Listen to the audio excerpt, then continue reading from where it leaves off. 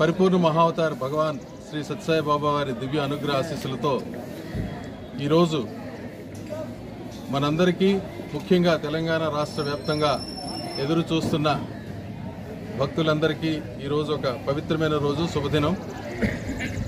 భగవాన్ బాబా వారి శతవర్ష జన్మోత్సవ వేడుకల్లో భాగంగా ప్రారంభమైన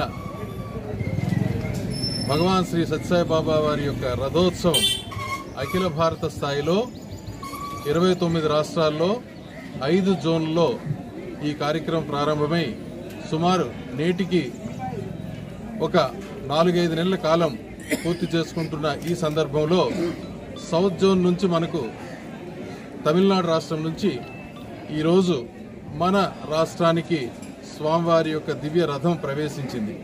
ఈరోజు మన రాష్ట్ర వ్యాప్తంగా ఈ రథం 31 జిల్లాలలో ప్రతి సమితి, ప్రతి భజన మండలి, చక్కగా క్రొత్త గ్రామాలు ఇవన్నిటినీ కూడా పర్యటించి స్వామివారి యొక్క అపూర్వమైన అనుగ్రహ ఆశీస్సులు అందరికీ అందజేయాలనే ఒక పవిత్రమైన సంకల్పంతో ఈ కార్యక్రమాన్ని అఖిల భారత స్థాయిలో సంకల్పించడం జరిగింది. స్వామివారి యొక్క దివ్య నామంతో పాటుగా స్వామివారి ఇచ్చిన దివ్య సందేశం, ప్రపంచవ్యాప్తంగా మనకిచ్చిన ఒకే ఒక సందేశం, love all, serve all, help ever, hurt never. అందరినీ ప్రేమించండి, అందరినీ సేవించండి, అందరికీ సేవ చేయండి, ఎవరిని ఎప్పుడూ బాధ పెట్టవద్దన్న స్వామివారి యొక్క దివ్య సందేశాన్ని ప్రపంచవ్యాప్తంగా మ్రోగుతున్న ఈ శుభ సందర్భంలో భారతదేశం అంతటా కూడా ఈ సందేశాన్ని వ్యాప్తి చేయాలి, స్వామి యొక్క దర్శనం ప్రతి ఒక్కరికి అందించాలనే ఒక సంకల్పంతో ఈ కార్యక్రమాన్ని చేపట్టడం జరిగింది. ఇది ఈరోజు శుక్రవారం తేదీ, ఈరోజు 5 డిసెంబర్ నాడు మన యొక్క రాష్ట్రంలో 5వ శక్తిపీఠంగా